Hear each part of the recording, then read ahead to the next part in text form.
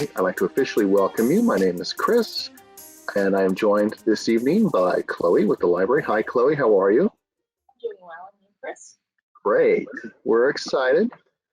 This is the Family Finance, a World of Information program, and we'll move on to our next slide, and I'll let you know about our partnership with USF. This is part of Libraries Build Communities.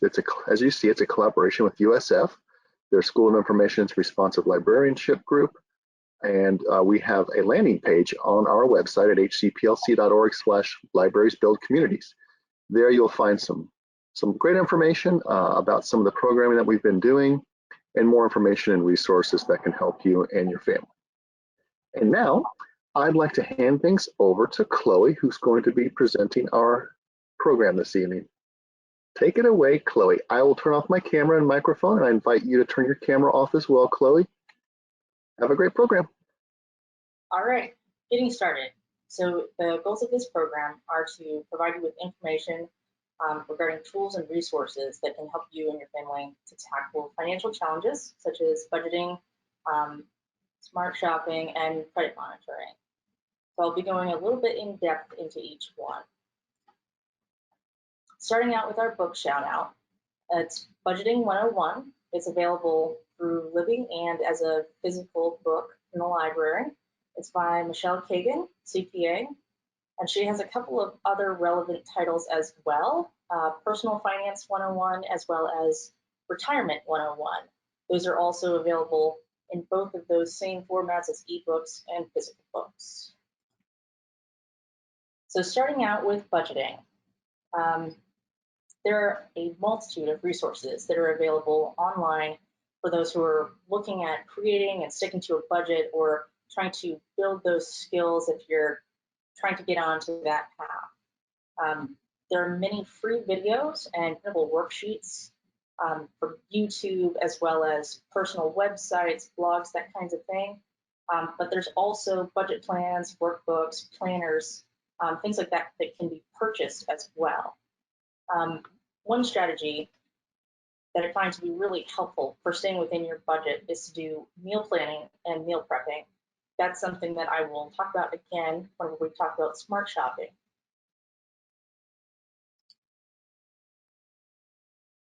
So budgeting creation techniques. There are a number of these. These are not all of them. It's not comprehensive. Just 5 of the most common that I've seen online and that I've heard used by peers.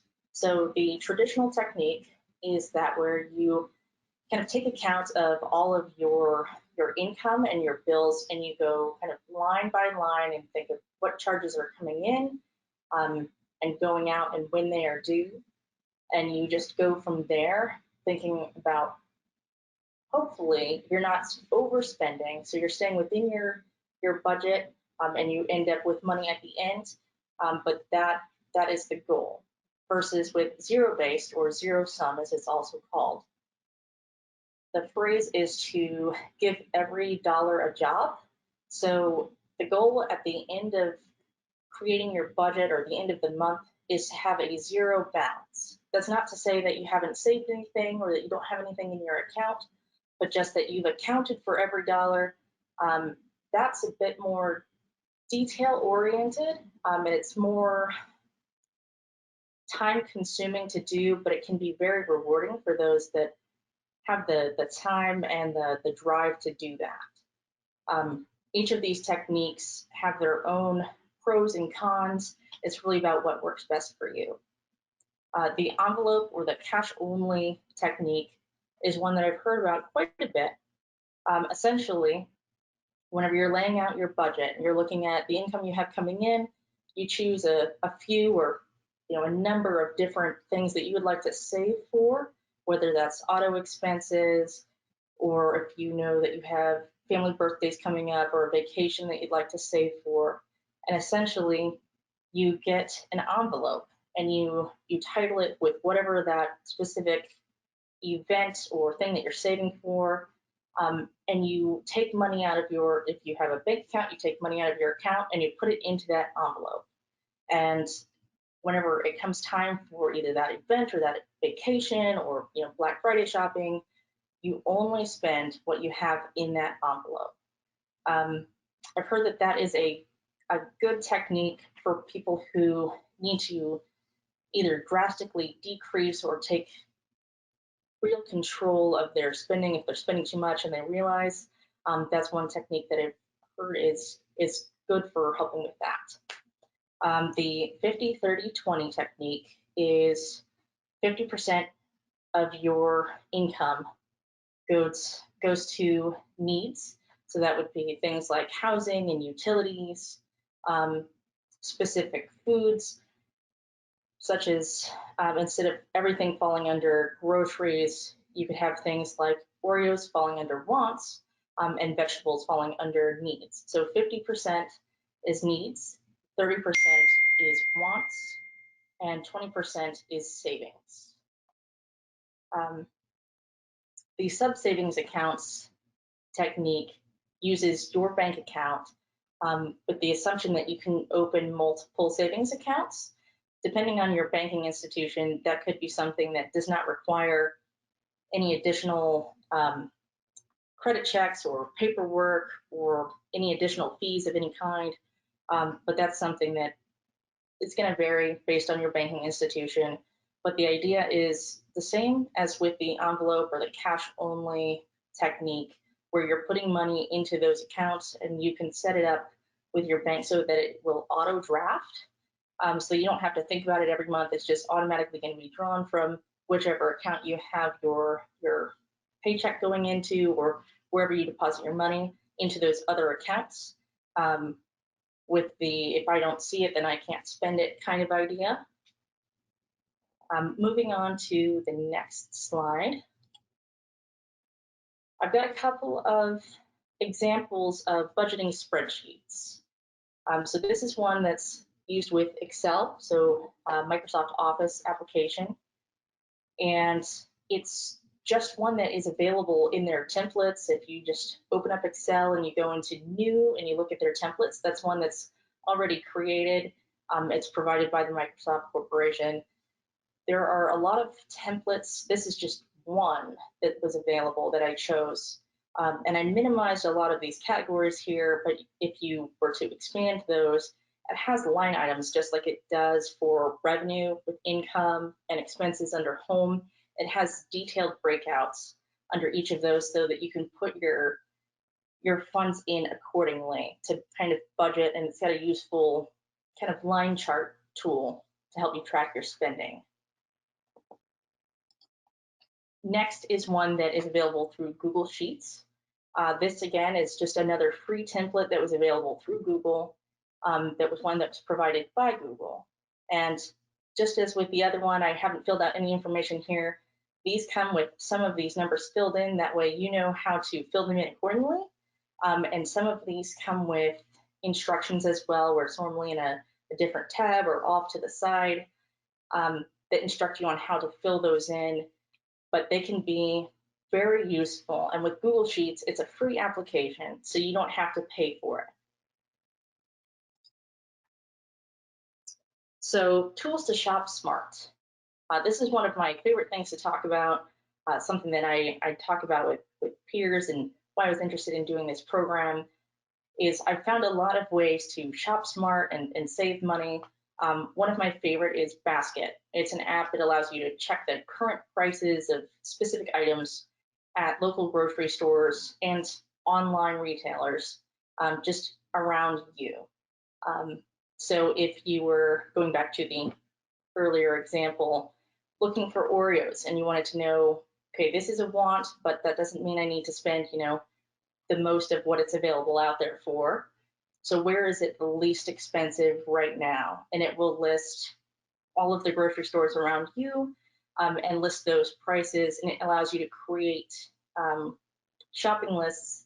That way you know what you would get from each store if you're doing like a specific shopping day and you're going to go to different stores or even just one. That way you know the prices and you can kind of do that math ahead of time. Ibotta is an app that can be used to earn rebates on everyday purchases. This is another very popular one. It's exactly as it sounds. So essentially, they offer rebates on both specific products and general purchases. So say I were to go to Publix or Winn-Dixie, I could open the Ibotta app and see if there were any items that in particular had additional rebates. Once you sign up,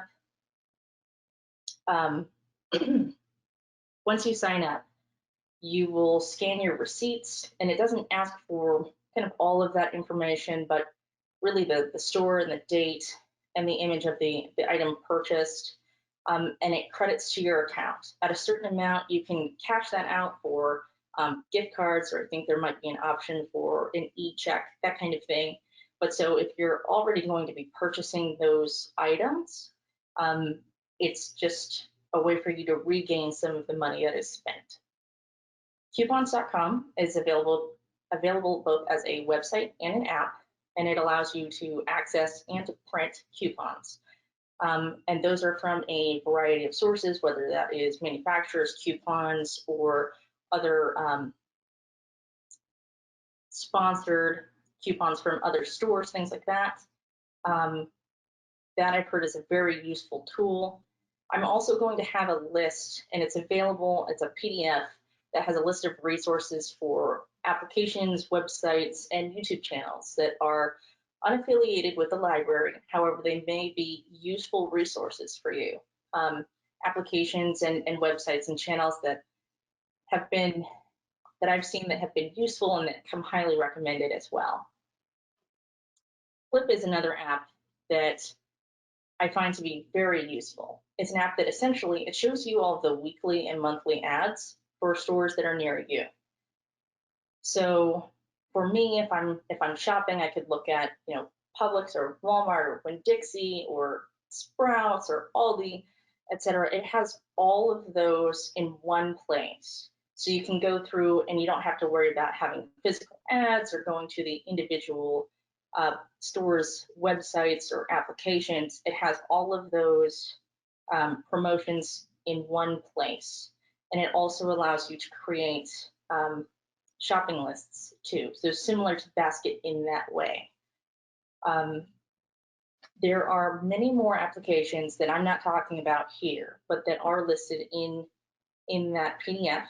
And there are some that are not, that I would encourage you to look for, and those are going to be store-specific applications. So like the Publix app, Winn-Dixie, Walmart, Target, all of those have some form of either rebates or digital coupons or rewards of some type that are to encourage you to shop at those stores because they allow you to save money that you would be spending elsewhere. Okay, so on to credit monitoring. This can be kind of confusing for some folks, especially younger people or people who haven't really looked into it that much. It's not something that is taught very much in high schools, at least for the large part. So a credit report is the credit history of an individual, which contains details such as outstanding balances, public records, and credit inquiries. So this, for example, would be credit history that shows when you have made your payments on time or had a balance on different credit cards or different loans, whether that's an auto loan or a student loan or a mortgage, that kind of thing. It's your overall history of those accounts. So credit score is the numeric value that's been assigned based on that credit report. And there are 3 major national credit bureaus, which are Equifax, Experian, and TransUnion. And those, as well as FICO, all assign credit scores. Generally, the range for credit scores is from 300 to 850, with the higher end, so 850, that being the max, the best credit score that you can have. The higher your credit score, the better interest rates, the more likely that you will be approved for credit cards or loans. Different banking institutions and retailers use that to gauge a person's credit worthiness and to see essentially the risk factor that is associated.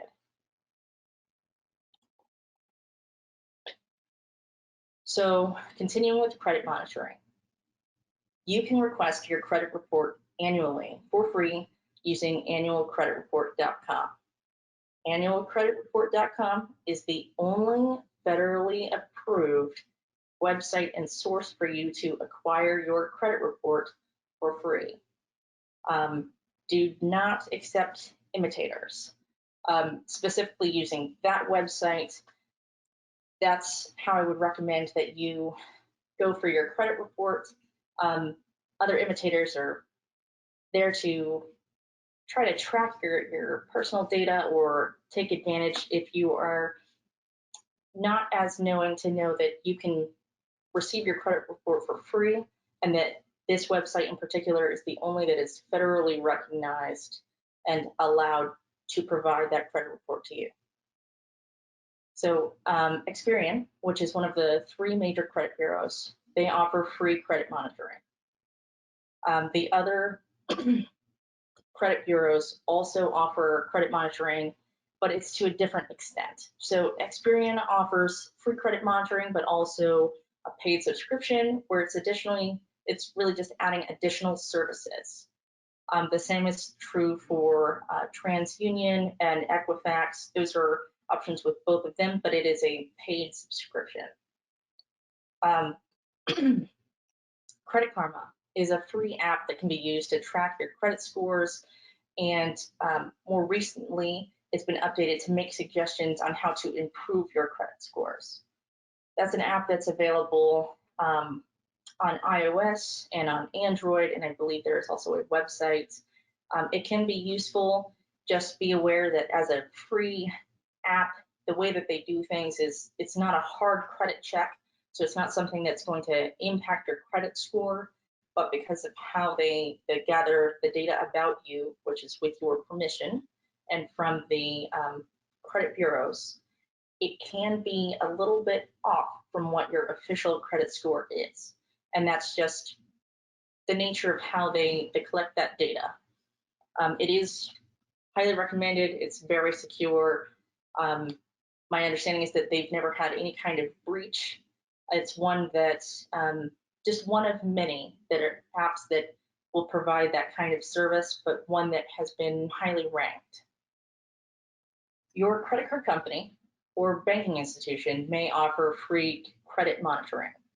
For example, I know that Discover Bank with Discover credit cards and possibly with their banking accounts does provide free credit monitoring with one of those big 3 credit bureaus.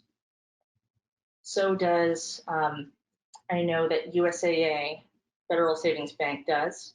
Your local credit union or bank that you use may as well. That's something I definitely suggest that you look into. It's generally something that I found to be included with the services and accounts that you have, and it's encouraged by those banking institutions to be used. There is a great deal more that could be said about each of these 3 subjects. This was not meant to be a deep dive, but a somewhat in-depth review of these 3 subjects and how learning more about them and taking the time to try to implement some of these techniques and this knowledge into your life can help you to tackle these difficult financial decisions and situations that may arise. And knowledge is power. So knowing as much as you can going into situations can only help you. If you're going to apply for a loan, such as a mortgage or an auto loan, things happen. Sometimes you can't anticipate that you'll need to purchase a new car or a new used car, just because that's kind of how life shakes out. You can't anticipate everything. You just have to be prepared. And that's what this is trying to do. It's to help you be prepared. I highly encourage that you look at the PDF that's been attached to this presentation and to do some research. It can only help. Chris, do you have anything to add? All right, I'll turn my camera on here and I invite you to do the same. Chloe, that was a really great, informative presentation. The handout that she mentioned a couple times there is in the handout section of your control panel. So if you want to download that as a PDF, it is there. There's lots of helpful information in there. And thank you to Chloe for putting that together as well. We do have some questions. And I invite you all, if you don't know, right now is the Q&A portion. So if you want to submit your questions in the questions section, feel free to do so, and we'll do our best to get you some answers. All right, so we've got a question about credit reports. I think they're asking if they're getting credit reports through their phone or device, is there any precautions for like privacy and any sort of protection? Anything you can recommend that would help with that? Absolutely. Anytime you're accessing personal information and sensitive information, I recommend that you do so from a private Wi-Fi network from your home. That's going to be the most secure because it's password protected. It's the best way to keep your data private. Very good. Thank you. All right. Someone is asking about coupon apps, and they want to know how they work. I guess they're wondering if you print out the coupons, or how do those work? Is there an explanation there? Yes. So some of those coupon apps require that you sign up generally using an email and a password, sometimes a phone number, but they allow you to go in and look at different manufacturer coupons. So whether that's like P&G's or Procter & Gamble, and look for specific products and those discounts that are offered via coupons. Sometimes those can be redeemed digitally by scanning barcodes, and sometimes have to be printed out to be utilized in store. I see. Sorry, coupons.com has an app, but that's just one of many. I mentioned P&G, so Procter & Gamble. They have their own website where they supply their own manufacturers' coupons, and many of the large manufacturers do as well. Excellent. Thank you. Someone is asking about apps and services. It looks like they want to know which is better, free or paid services. So I wouldn't say that necessarily one is better than the other. Just that there may be more features or added services that are added with a subscription service. So, for example, using Experience free credit monitoring, they provide some features with their free service. However, with TransUnion and their paid subscription, they may offer more features, different aspects of the credit monitoring, looking at different parts of your history of your report, different inquiries, that kind of thing. So one is not necessarily better than the other based on whether it is something that's free or that you have to pay for. It really just has to do with the features and additional services and whether those are things that will meet your needs, whether or not you should spend the money on those services. That all makes good sense. It looks like we have one last question. Someone is wondering I think earlier you mentioned what was called a hard credit report. They're asking what does that mean? What is a hard credit report? Yes, so a hard credit check versus a soft credit check. Essentially, a hard credit check is done whenever you're applying for things like an auto loan or mortgage or a credit card, a new line of credit like at a store. Essentially, it's an inquiry that is submitted to the 3 credit bureaus where essentially, say it's a bank because you're trying to open a credit card or get a mortgage, they're asking those credit bureaus about your credit history and what your credit score is. And by doing so, the way in which they ask, it shows on your credit history that they have asked to see your credit report and your credit score. Short term, those are things that will appear on your credit history, but long term, they fall off and they do not continue to impact your credit score. That's something that I mentioned because some credit monitoring services may require a hard credit check, which is, for example, why the annualcreditreport.com, they have one that's free once a year.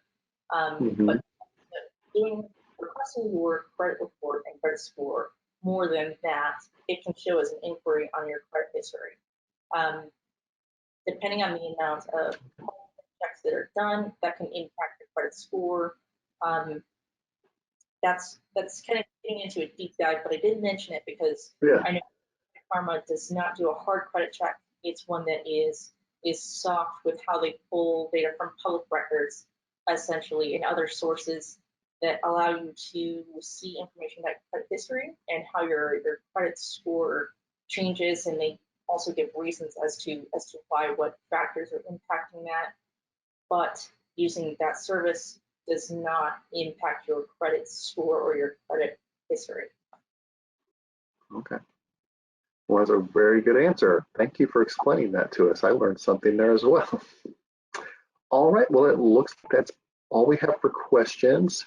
And we have our contact slide up here. If you'd like to contact the library, you can call the number on the screen, 813-273-3652, or you can go online at hcplc.org/contact.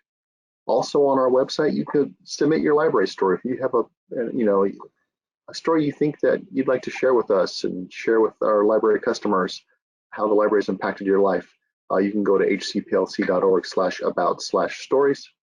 And also on our website, you can find out about more great programs like the one that Chloe delivered tonight at hcplc.org/events. And with that, I say thank you to Chloe. That was really good, very helpful, informative information, and I hope our audience got something out of it. I'm sure they did. And I'd like to say goodnight to everybody, and we'll see you all very soon. Good night, Chloe. Good night, everyone. Have a good evening.